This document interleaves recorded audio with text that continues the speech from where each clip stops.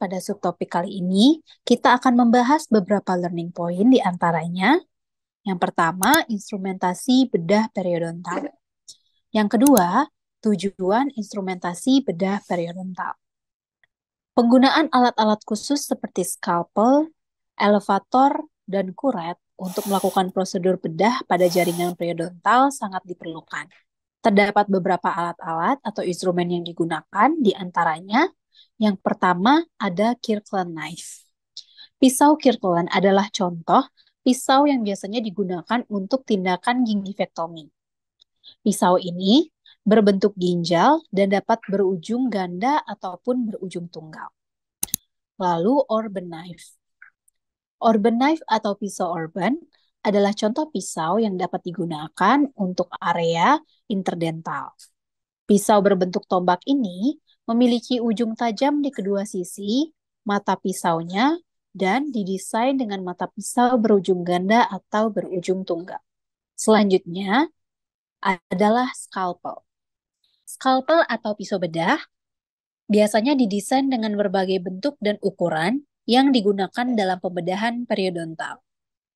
Semua mata pisau ini dibuang setelah satu kali penggunaan dan pisau yang paling umum digunakan adalah pisau nomor 12 dan pisau nomor 15. Pisau nomor 12 adalah pisau berbentuk paruh dengan ujung yang tajam pada kedua sisinya yang memungkinkan operator untuk menjangkau area yang sempit dan terbatas. Sedangkan untuk mata pisau nomor 15 biasanya digunakan untuk menipiskan flap dan juga digunakan untuk tujuan umum. Lalu ada mata pisau nomor 15C yang biasanya merupakan versi yang lebih sempit dari mata pisau nomor 15 dan berguna untuk membuat sayatan awal tipe scalloping, dan desain pisau ini lebih ramping dari pisau yang lainnya yang memungkinkan untuk membuat sayatan pada bagian interdental yang sempit pada flap. Tidak lupa juga untuk mata pisau nomor 12 tadi, yang paling umum digunakan pada Departemen Periodonsia adalah mata pisau nomor 12D. Jadi, mata pisau yang sering digunakan atau scalpel yang sering digunakan dalam perawatan bedah periodontal diantaranya mata pisau nomor 12D, mata pisau nomor 15, dan mata pisau nomor 15C. Selanjutnya adalah instrumen kuret Pritchard.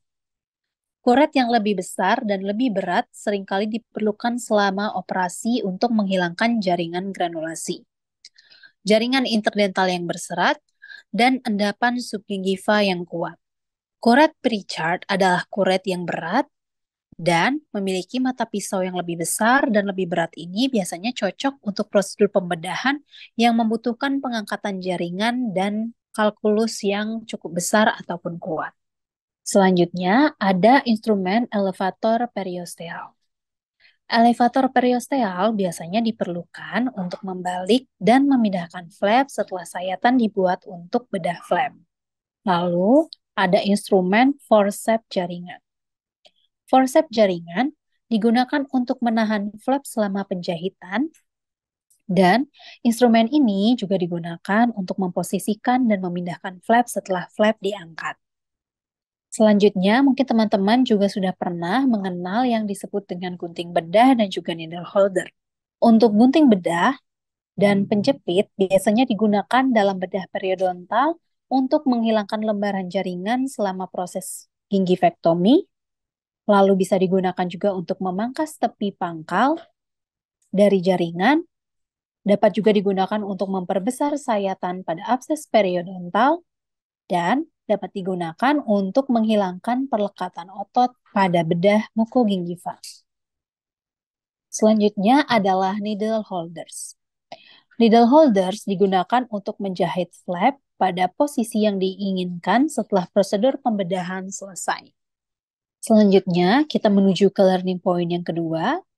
Beberapa tujuan dari instrumentasi bedah periodontal diantaranya dapat digunakan untuk pengangkatan kalkulus dan plak dari permukaan akar, lalu pengangkatan sementum dan dentin yang terinfeksi, dapat juga digunakan untuk menghaluskan permukaan akar atau root planing, untuk mencegah kolonisasi bakteri dan memfasilitasi penyembuhan jaringan, Selanjutnya, dapat digunakan untuk melakukan pengurangan kedalaman pocket dan eliminasi pocket periodontal, mempertahankan tulang alveolar dan ligamen periodontal, lalu meningkatkan terjadinya perlekatan kembali jaringan gingiva ke permukaan akar, dan menghilangkan peradangan dan perdarahan pada gingiva. Jadi, teman-teman, pada materi tadi kita sudah membahas terkait topik perawatan periodontal fase 2 dengan subtopik instrumen bedah periodontal. Dan pada subtopik kali ini kita sudah membahas beberapa learning point terkait instrumen bedah periodontal dan yang kedua tujuan dari instrumentasi bedah periodontal. Tetap semangat dan sampai jumpa pada session materi berikutnya.